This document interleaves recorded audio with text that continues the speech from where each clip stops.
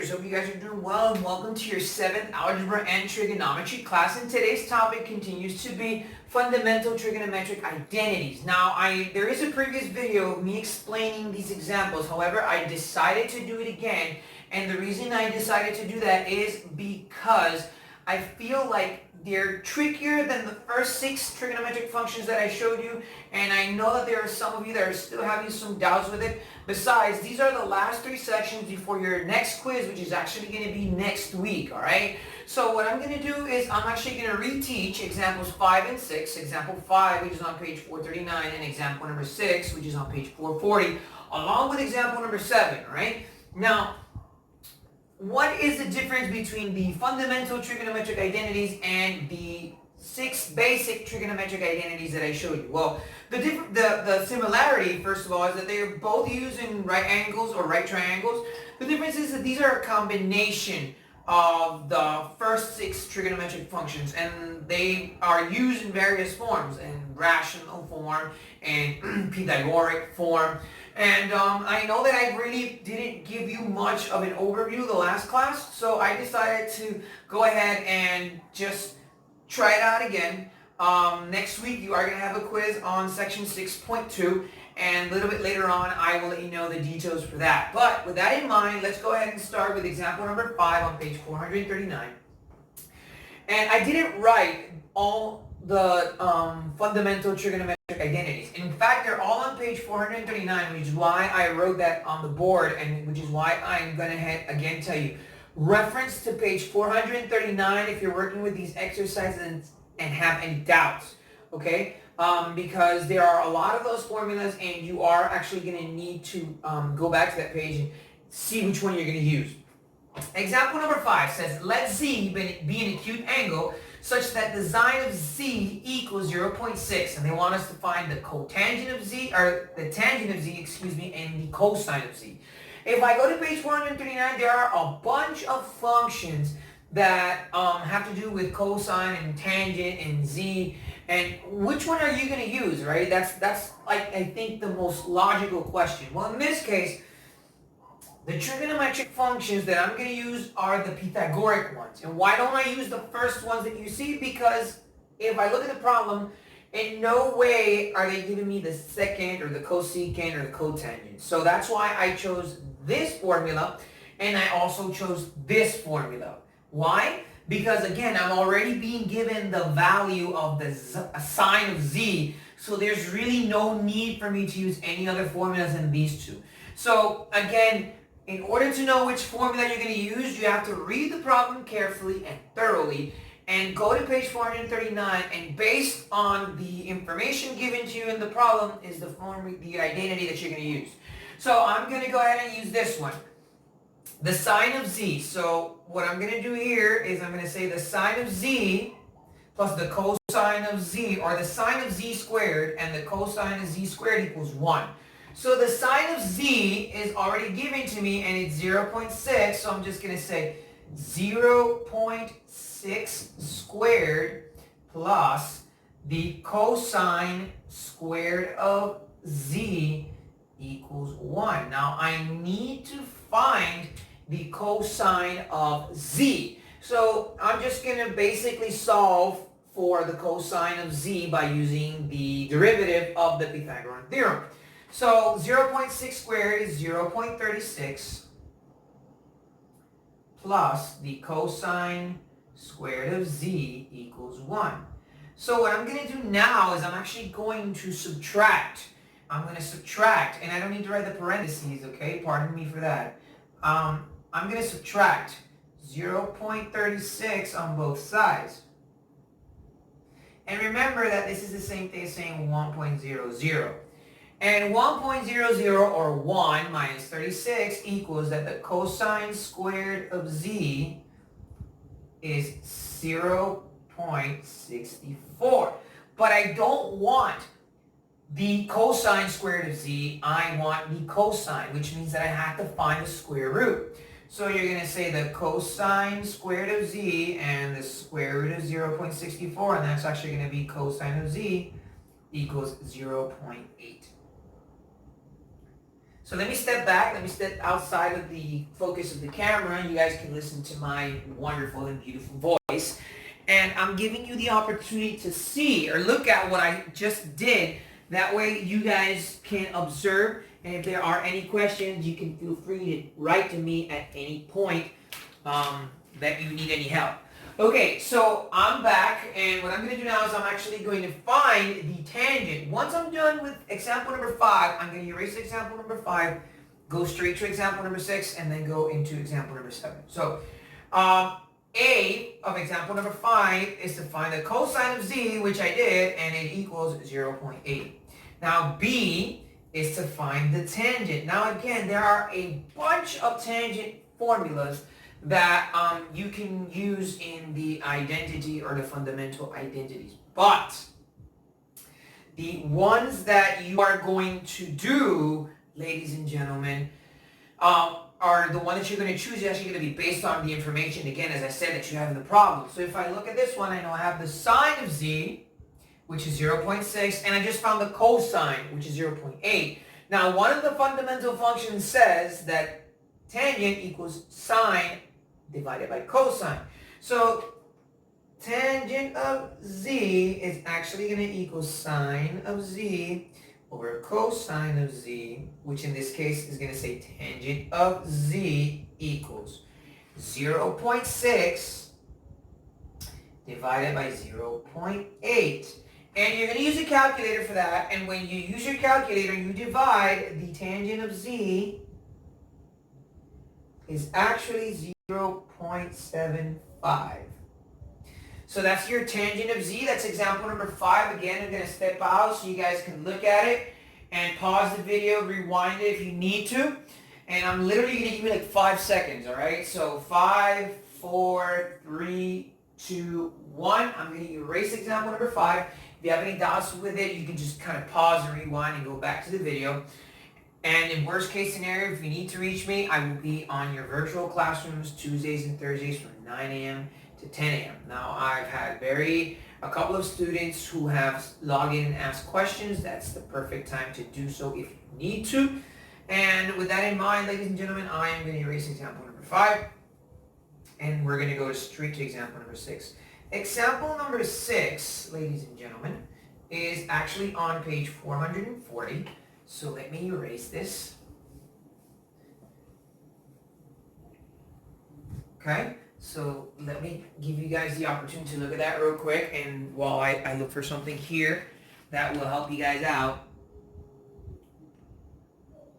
All right, that being said, ladies and gentlemen, let's look at example number 6. Example number 6 says, let z be an acute angle such that the tangent of z equals 1/3, and I want you to find the cotangent, and I want you to find the secant. Again, there are various formulas that you can use. Again, these formulas are all on page 439.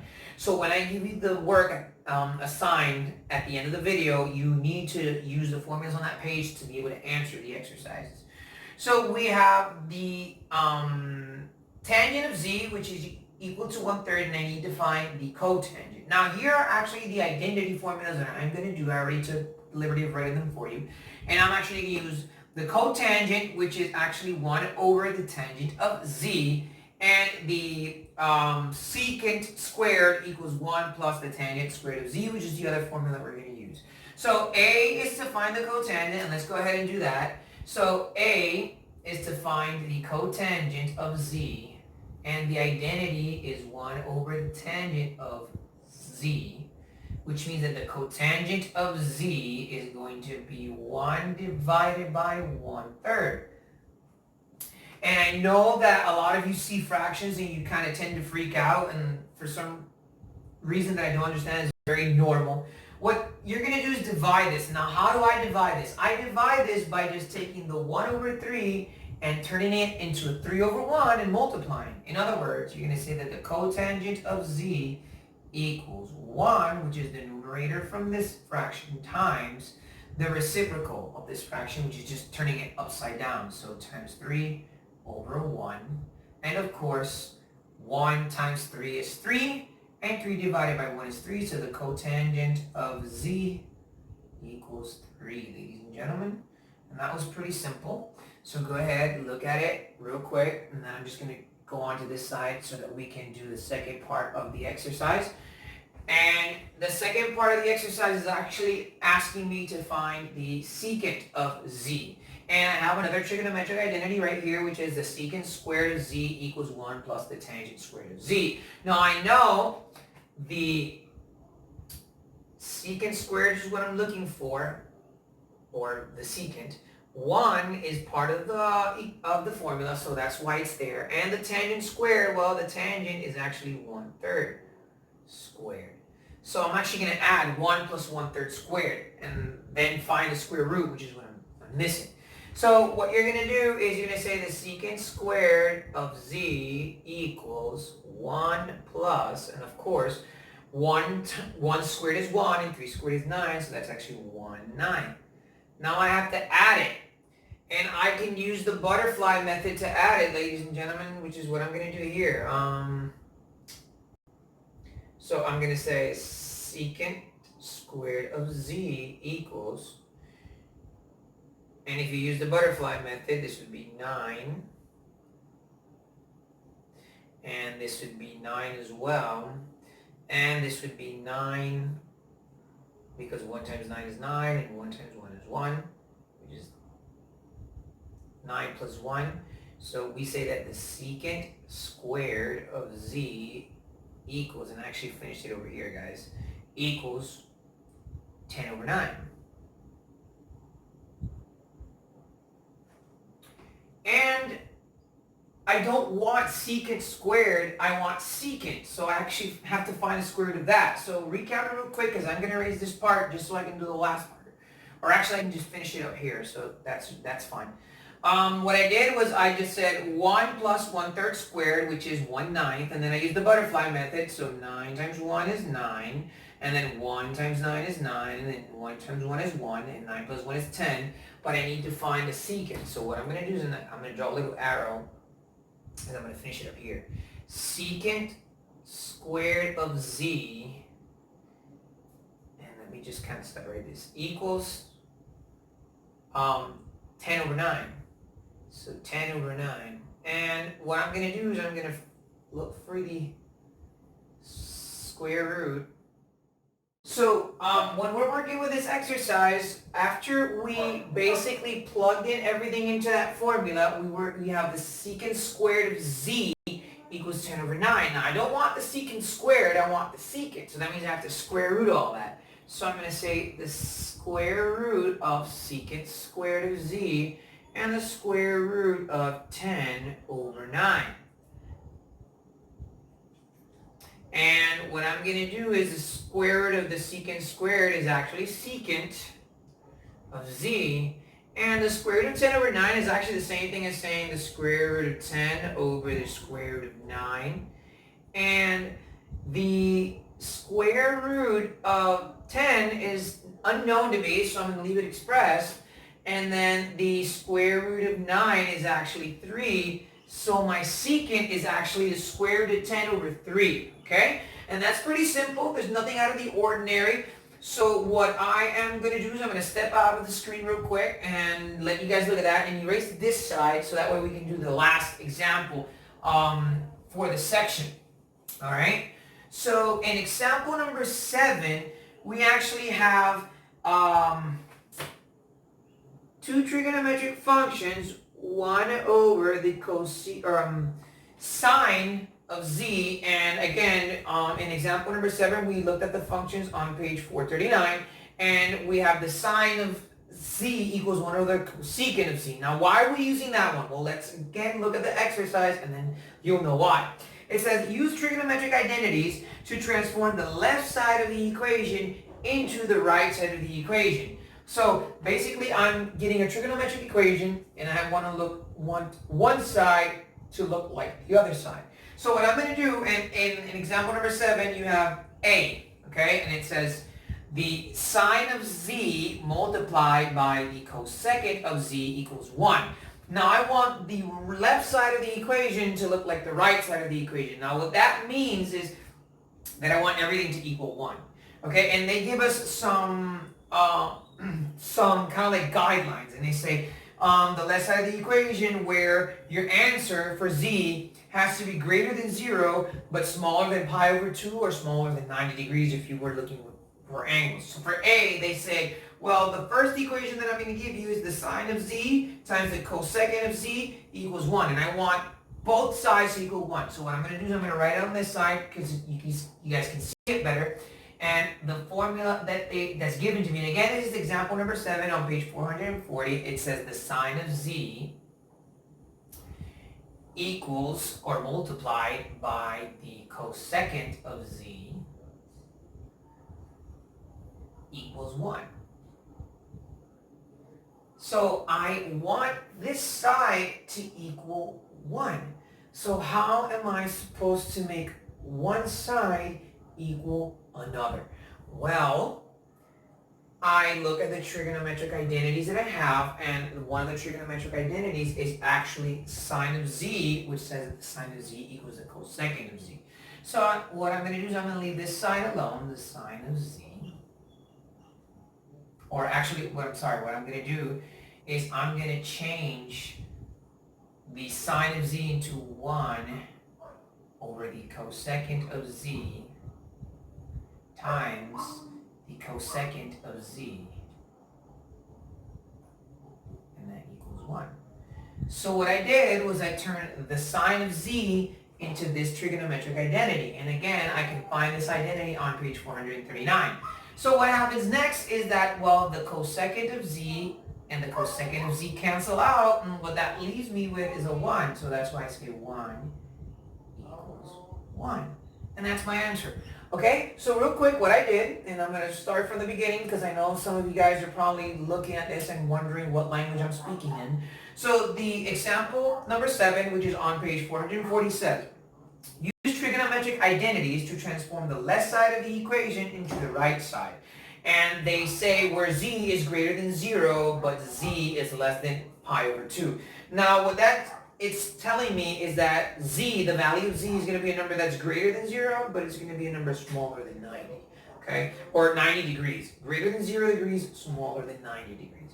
And they give us two equations, and we have to equal the left side of the equation to the right side of the equation. So the first equation that they give us is the sine of z times the cosecant of z equals 1. And I want to turn this whole left side into a 1 and have my answer as 1 equals 1. How do I do that? Well, I have to go again to page 439 and look for the trigonometric identities, the fundamental trigonometric identities, which in this case is the sine of z, which equals 1 over the cosecant of z. So what I did is I turned the sine of z into 1 over the cosecant of z, and I actually leave the cosecant of z expressed. Now, technically, guys, remember that this is a rational expression. So what I did was I write over 1 just for, purpose sake, but it's not really necessary. Anyway, what happens is that the cosecant and the cosecant cancel out, and, well, 1 times 1 is 1, and that equals 1 over 1, or 1 equals 1, and that's it. That's what they want us to do. So again, look at it real quick. I am going to erase it because I don't have a lot of space, and I want to do the second function, all right? So again, I'm going to give you like 10 seconds. 1, 2, 3, 4, 5, 6, 7, 8, 9, and 10, and here we go. All right, guys, so we're going to do the last one for this section, and it's actually the last example of the section as well. And it's example 7b. Now, the second equation says that the cosecant, and this is a long one, but don't get intimidated by it because it's really not that difficult. It says the cosecant of z plus the cotangent of z, and I'm just writing it on this side, times the cosecant of z minus the cotangent of z, and all that equals 1. Okay, so that's the equation. Let me go ahead and erase it, just so you guys know that this is what I'm working on. And what you're going to do is you're going to use FOIL, okay? There's a trigonometric identity that you're going to see on page 439 that is actually going to be similar to the answer that I'm going to get. So what am I going to do? Well, I'm going to use FOIL, and I'm going to multiply cosecant times cosecant, which is cosecant squared, And then I'm going to multiply the cosecant times the cotangent, which is minus the cotangent times cosecant of z. And then I'm going to do the same thing here, and this is plus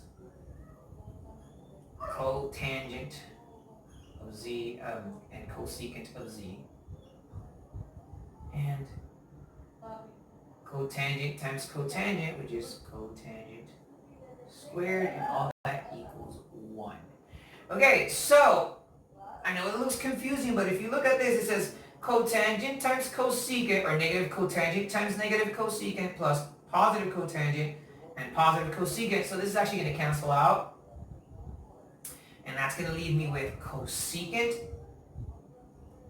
squared of z minus cotangent squared of z equals 1. And this is your answer, because this is actually one of the trigonometric identities that is on page 439. So again, what I did was I got this equation, cosecant of z plus the cotangent of z times the cosecant of z minus the cotangent of z. And what you're going to do, guys, is you're going to multiply cosecant times cosecant, cosecant squared.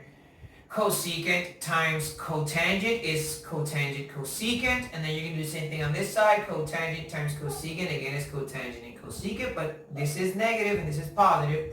And then cotangent times minus cotangent is minus cotangent squared. So these two are the same, they're going to cancel out, and that leaves me with cosecant squared minus cotangent squared equals 1, and that's my answer. And that's it, guys. That's section 6.7. So what I want you to do is I want you to go ahead and actually answer both checkpoint problems on page 440. So on page 440, these are the assigned exercises. You're going to do both checkpoint problems, okay? Now, ladies and gentlemen, I will be in the virtual classrooms from 9 to 10 if you guys have any doubts. And if you have any other questions, feel free to contact me. Ladies and gentlemen, this is your favorite teacher saying goodbye. Hope you guys stay safe, and we'll see each other very soon.